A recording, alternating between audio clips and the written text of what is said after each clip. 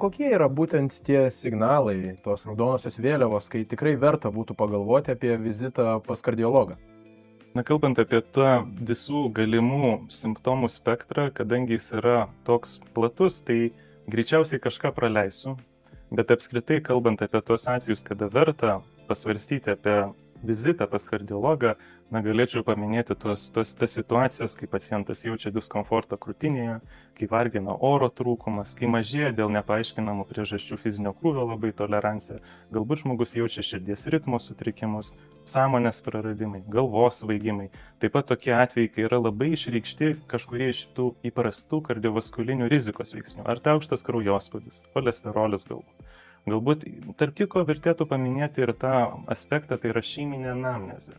Tai reiškia, yra tokių atvejų, kai šeimoje, tarkim, vyrai iki 55 metų amžiaus ar moteris tarp 60-65 iki to reiškia amžiaus įvyksta jiems infarktai, insultai, reiškia, ar staigios širdinės mirtis ir žmonės apie tos atvejus žino ir būtent tada mes tai vertinam kaip papildomą rizikos veiksnį ir paprastai siūlom tiem žmonėm anksčiau apsilankyti pas kardiologą. Be abejo, kas liečia tą bendrą prevencinius principus tokius, tai paprastai yra tas 40 metų amžiaus cenzas, kada irgi jau išryškinam tą papildomą tokį poreikį pasirodyti pas kardiologą, jeigu yra rizikos veiksnių be abejo. Ir taip pat atvejai, kai galbūt ruošiamasi kažkokiam labai dideliam fiziniam iššūkiui, tai irgi yra tam tikra indikacija, bei netgi prieš labai didelės apimties, kaip žinai, chirurginės operacijas. Problema vis tiek su kardiologiniam ligom dažnai yra, kad jos prasideda labai ankstyvam amžiuje. Kaip sakant, mes jų nejaučiam. To pačio kraujospūdžio, cholesterolio mesgi nieko nejaučiam, ar ne?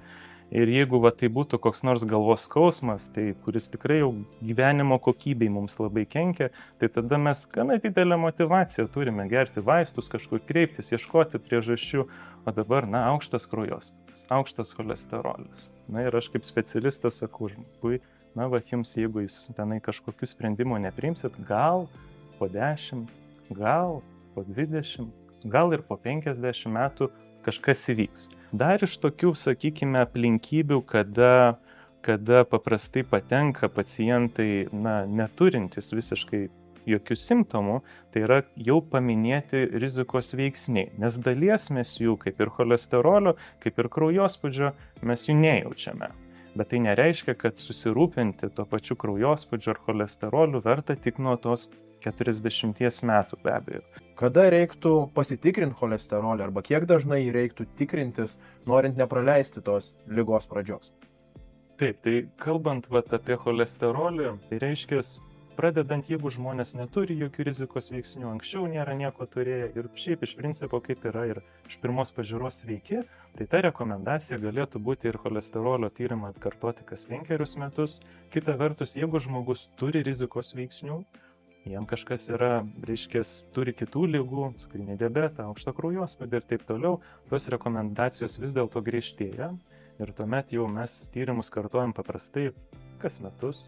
Yra tų aišku aplinkybių, kada mes ir pradedam arba norime gydyti jau cholesterolio padidėjimą. Tokiu atveju bent jau pačioj pradžiai tikėtina, kad kraujo tyrimą galite kartoti ir kas 3-6 mėnesius, kol mes pasieksime jau norimų rezultatų. Kita vertus, tas amžiaus riba, kada mes jau tikrai apie tai turėtume susirūpinti, viena yra pagal tas visus prevencinius gidus, tai yra 40 metų riba, kada mes vėlgi didesnį akcentą, kaip sakant, teikiame šiam klausimui. Kita vertus, yra tokių šeimų, kur yra vadinama šeiminė dislipidemija. Tai yra iš principo labai išreikštas paveldimas aukštas cholesterolio lygis.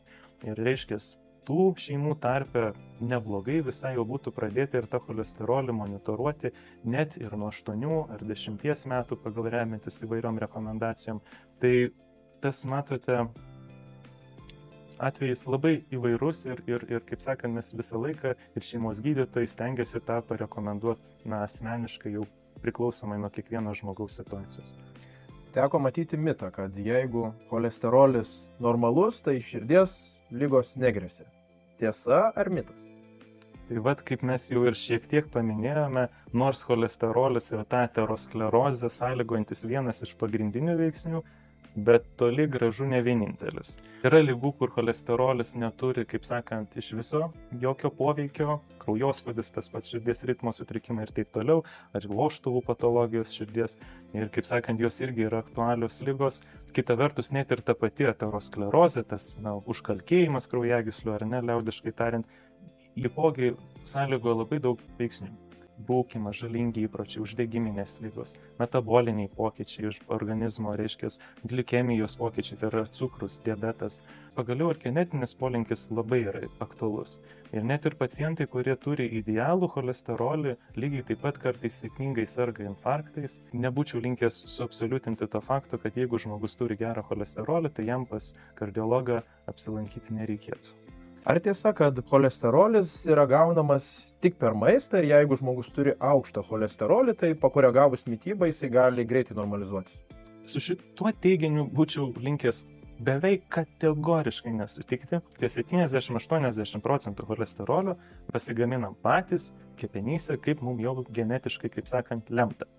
Tai net ir turint, kaip sakant, prastus cholesterolio skaičius ir taikant geriausias gyvensenos priemonės. Kaip man kai kurie pacientai sako, aš nieko nevalgau, aš nieko darau, tik tai visą laiką sportuoju, o cholesterolis vis tiek blogas, gal čia tyrimas klaidingas, gal čia kažkas kita. Tai tikrai pasakysiu, kad toli gražu ne visiems užtenka tos gyvensenos, reiškia, pokyčių. Ir dėl to, neretai tokiais, tiem nelaimingiesiam, kurių mūsų tarpe bent jau regione yra gana daug, vis dėlto dėja tenka ir papildomų priemonių pasiūlyti ir netgi neretų atveju vaistų. Tai, manau, paneigiai, ką tik dar vieną mitą, kad atsisakius riebaus maisto, cholesterolis irgi gali normalizuotis, nes irgi esu tokį girdėjęs. Tikrai taip. Be abejo, viena iš rekomendacijų yra iš tikrųjų atsisakyti tų vadinamų, arba tiksliau sumažinti kiekį tų vadinamų sočiųjų riebalų, mitybos racione didinti mononesočių, polinesočių riebalų rūgščių, tai čia eina kalba ir apie alyvuogių aliejų, arba netgi ir vairius papildus, omega-3 riebalų rūgštis, žuvų taukus, kitaip vadinamus, ir tam subalansuota mityba, kai mes ir skaidulų pakankamai gauname ir negauname rafinuotų angliavandenių, tai tikrai padeda vienareikšmiškai. Kita vertus, jeigu žmogus turi rizikos veiksnių, jam kažkas yra, turi kitų ligų, cukrinį diabetą, aukštą kraujospūdį ir taip toliau, tos rekomendacijos vis dėlto griežtėja. Ir tuomet jau mes tyrimus kartojam paprastai kas metus. Riba, kada mes jau tikrai apie tai turėtume susirūpinti, viena yra pagal tos visus prevencinius gidus, tai yra 40 metų riba, kada mes vėlgi didesnį akcentą, kaip sakant, teikiame šiam klausimui. Kita vertus yra tokių šeimų, kur yra vadinama šeiminė dislipidemija. Tai yra iš principo labai išreikštas, paveldimas aukštas cholesterolio lygis. Jeigu cholesterolis normalus, tai širdies ligos negresia. Tiesa ar mitas? Yra ligų, kur cholesterolis neturi, kaip sakant, iš viso jokio poveikio, kraujospūdis, tas pats širdies ritmo sutrikimai ir taip toliau, ar vožtuvų patologijos širdies, ir kaip sakant, jos irgi yra aktualios ligos. Kita vertus, net ir ta pati aterosklerozė, tas užkalkėjimas kraujagyslių, ar ne, liaudiškai tariant, jį taipogi sąlygoja labai daug veiksnių. Rūkymas, žalingi įpročiai, uždegiminės ligos, metaboliniai pokyčiai iš organizmo, reiškia glikemijos pokyčiai, tai yra cukrus, diabetas. Ir kartais, reiškia, pagaliau ir genetinis polinkis labai yra aktualus. Ir net ir pacientai, kurie turi idealų cholesterolį, lygiai taip pat kartais sėkmingai serga infarktais ir taip nebūčiau linkęs suabsoliutinti to fakto, kad jeigu žmogus turi gerą cholesterolį, tai jam pas kardiologą apsilankyti nereikėtų.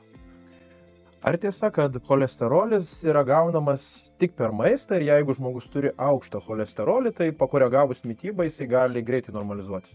Su šituo teiginiu būčiau linkęs beveik kategoriškai nesutikti. Dėl ko? Taip, kad mūsų mityba, mūsų gyvensena cholesterolį gali daryti įtaką vienareikšmiškai. taip, bet ką mes galbūt dažnai pamirštame, kad didžiąją dalį, absoliučiai didžiąją dalį, nuo tyrimų ten priklauso skirtingi skaičiai yra, bet apie 70-80% cholesterolio mes pasigaminam patys kepenyse, kaip mums jau genetiškai, kaip sakant, lemta. Tai net ir turint, kaip sakant, prastus cholesterolio skaičius ir taikant geriausias gyvensenos priemonės. Kaip man kai kurie pacientai sako, aš nieko nevalgau, aš nieko darau, tik tai visą laiką sportuoju, o cholesterolis vis tiek blogas, gal čia tyrimas klaidingas, gal čia kažkas kita. Tai tikrai pasakysiu, kad toli gražu ne visiems užtenka tos gyvensenos, reiškia, pokyčių. Ir dėl to, neretai tokiais, tiem nelaimingiesiam, kurių mūsų tarpe bent jau regione yra gana daug, vis dėlto dėja tenka ir papildomų priemonių pasiūlyti ir netgi neretų atvejų vaistų. Atliktoje lipidogramoje galima matyti ne tik bendrą cholesterolį, bet yra daug ir įvairiausių kitų, tai MTL, DTL, trigliceridai ir daug kitų baisių žodžių. Ir tenka kartais girdėti, kad čia geras cholesterolis, blogas cholesterolis. Gal trumpai galėtų mūsų žiūrovam papasakoti, kas tai yra ir kuo skiriasi?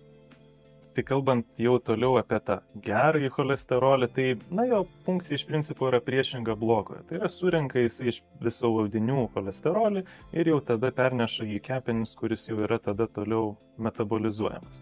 Ir ta jau tokia norma, sakykime, yra tikėtina moterim daugiau negu 1,2, vyram daugiau negu vienetas ir, tradiciškai mes traktuojame, kad jeigu jis yra aukštesnis, be abejo kardiovaskulinės išeitis, reiškia, pacientų ta ateitis yra šviesesnė, reiškia, mes tikimės, kad tų įvykių bus mažiau.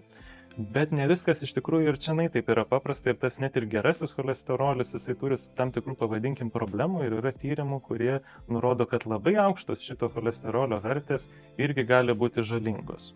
Paskutinis tas komponentas minėtas buvo vadinamieji trigliceridai arba tie tikrieji riebalai, kurie yra iš principo mūsų toks energijos šaltinis ir iš principo jie dalyvauja tam energijos kaupime ir po to jos išlaisvinime. Ir vėlgi jų atveju ta norma, vadinkim, yra tokia 1,7 ir mažiau ir didesnės jos vertės vėlgi yra siejamos su blogesnėmis, reiškia, išeitim. Vienintelis galbūt toksai momentas yra, kad aukšti trigliceridai siejami ir su kitom patologijom, pavyzdžiui, padidėjusia pankreatito rizika, bet iš principo, trumpai tariant, metabolizmas atrodo cholesterolio taip. Tai jeigu dabar taip konkrečiau kalbant, tarkim, ateina pacientas į kardiologo kabinetą, kurio aukštas cholesterolis, MTL daug, DTL mažai. Kas tuomet? Koks planas, koks gydymas? Labai trumpai, kas tada yra daroma? Tai pirmiausia, mes tada stengiamės atsižvelgti į to paciento pirmiausia amžių, tada be abejo įvairias gretutinės patologijas, ar jisai turi kitų rizikos veiksnių be cholesterolio, ar vėlgi tas faktas, ar jo šeimoje kažkokių tai yra buvę įvykių, reiškia, anamnezėje blogų. Ir tada mes, reiškia, vertinam jo tokią, vadinkim, individualią riziką. Tos rizikos vertinimas yra pagrįstas tam tikrom skaičiuoklėm ir taip toliau, bet labai trumpai tariant, mes bandome atsakyti klausimą, ar žmogus patenka į mažos vidutinės grupės tokią skiltį, ar didelės rizikos kategoriją, ar labai didelės, reiškia. Ir priklausomai nuo to, kur mes matome, kad žmogus pozicionuojasi, tada jau ir priimam tos tolimesnius sprendimus. Be abejo, visą laiką pirmas žingsnis yra gyvensenos tie keitimai, apie ką kalbėjom, fizinis aktyvumas ir taip toliau, bet jeigu to paaiškėja, kad po 3 ar 6 mėnesių nepakanka, tai tada jau sekantis žingsnis be abejo būna vaistai. Ir dėl tų vaistų, dėl ko mes taip kartais neskubame jų skirti ir kartais, reiškia, norim įsitikinti, kad tikrai žmogui jų reikės, todėl kad priešingai negu kokie antibiotikai ar kitų ligų susirgimo atveju vaistai, kur yra skiriami galbūt savaitai, galbūt mėnesiui ar pusmečiui, šiuo atveju mes nesitikime, kad jeigu mes paskirsime vaistus, kad jų vieną dieną nebereikės. Tai yra gana toks atsakingas momentas, kur mes nenorime suklysti ir nenorime be reikalo žmogui to pasiūlyti, nes be abejo dažniausiai žmonės irgi neturi jau labai daug motyvacijos be reikalo daleiskim vartoti tų vaistų. Tai tik tai tais atvejais, kai mes matome, kad rizika yra didelė, kad reiškia nauda vaistų be abejo viršia bet kokią galimą, reiškia teorinę žalą ir tada jau keliaujame toliau.